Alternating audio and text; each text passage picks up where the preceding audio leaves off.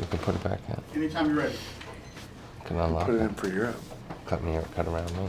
What is going on? Sorry, We're still debating the movie. It's locked. Oh, really? He's pushing me to re-edit a scene right now. What? I Yeah, just saw it. I've already seen it. No, but that's wow. how Mark's mind goes on this movie. He never stops. No, it was endless, morning, noon, and night, every day, in the writing of the script, certainly in the making of the film, and in the post-production process. And It hasn't stopped. well, No, after the you just film, actually walked in a classic moment. The movie's locked. It's coming out, and he's just gently but firmly asking me to rethink one scene, and the movie's locked. He's like, well, it's not locked for Russia, is it?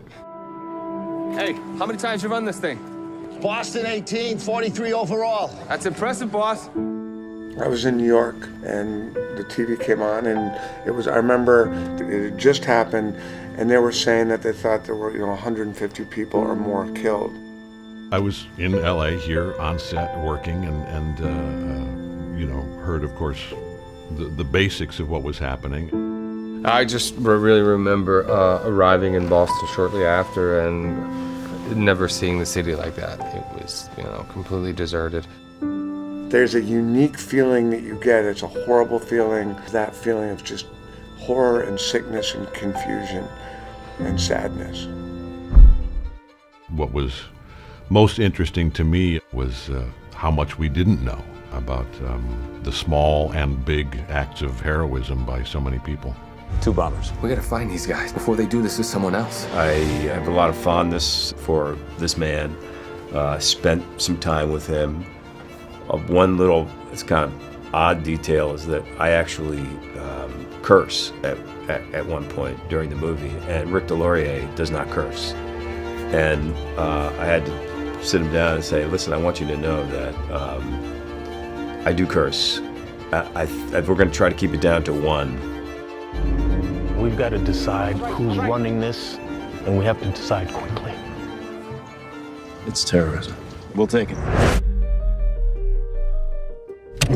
We were recreating almost step for step exactly what Jeff went through that night. Pete's instinct and Mark's instinct for sure were to, let's start with the real events.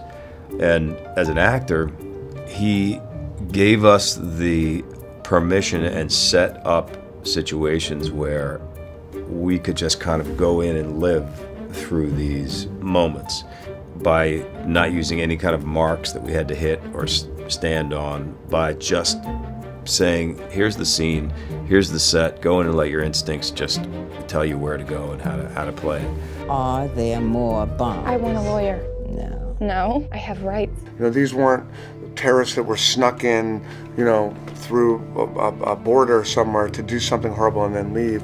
These were members of our community. He didn't want to make a movie about let's get inside the head of these villains.